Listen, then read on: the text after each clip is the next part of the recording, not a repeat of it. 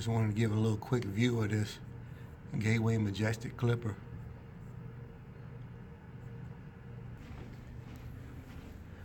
On the road again.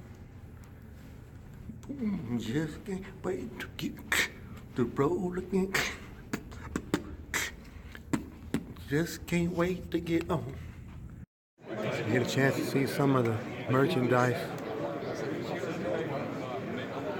at Pittsburgh University.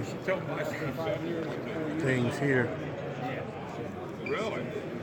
Texas Tech, LSU jerseys, West Virginia helmets, the sportsman deal. You guys buy you some merchandise. These are dynamite. These are some dynamic helmets. I coach at Euclid. Yeah. And so this is pretty dynamic. I'm gonna take it back to show some of the guys. Top line. This looks great. This is phenomenal. You can see all the shot pads and everything on the inside. This is modern day stuff. See, I'm excited about what the next level is gonna be like. You know what I mean? Look at that. Yeah, that is. It's the most comfortable helmet they've made. Wow. That looks great.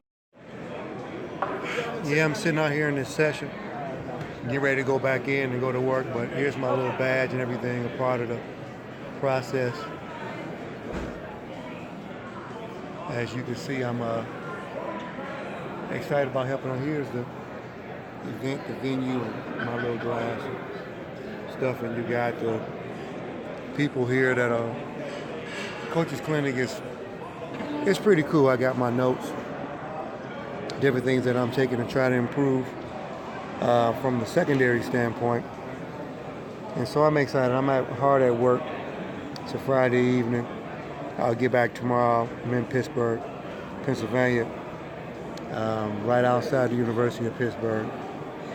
And I was working with Coach Joe Conlon, who is the head coach at the University of Fordham, and learning about the split zone offense and counter, and also blitz pickups. But I'm on the defensive side of the ball, so it's almost like having a thief in the camp, and me learning exactly what they're trying to do from an offensive standpoint to take away from what I do from the defensive side. Some of the things that he mentioned, that it's a psychological game, and he had a comment that he made about the defensive linemen. This is football talk, so I'm sorry. But he said the defensive line are considered men and the linebackers are considered boys. And then he said the secondary is considered, the weakest of the individuals. So I thought that was fascinating to learn about that concept and how they look at the secondary. So I take that all personal because I'm a secondary coach. So we got the rest of tonight. I'm in the Sheraton. This is a really nice place.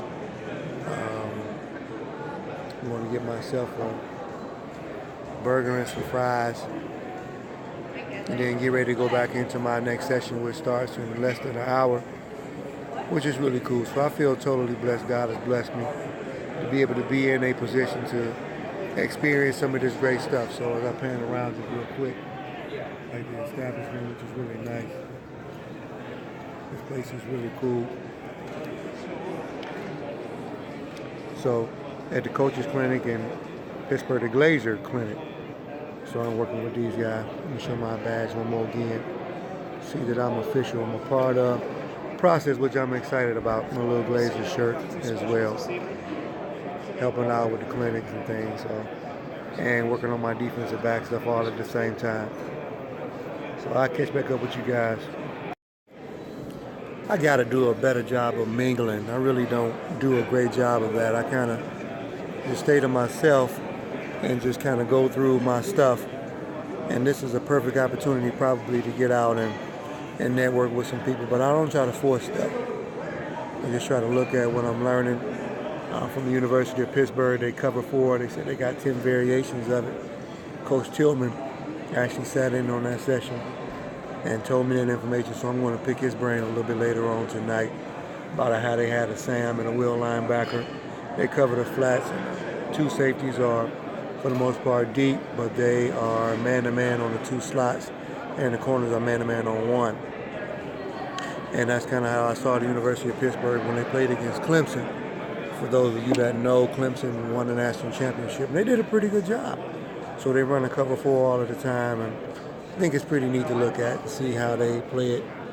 It kind of helps by the cornerbacks knowing that they have a little bit underneath help with the Sam and the Will covering the flats. It kind of gives them a little bit of leeway to play over top a little bit more. So that would be a scheme that we run at the college level.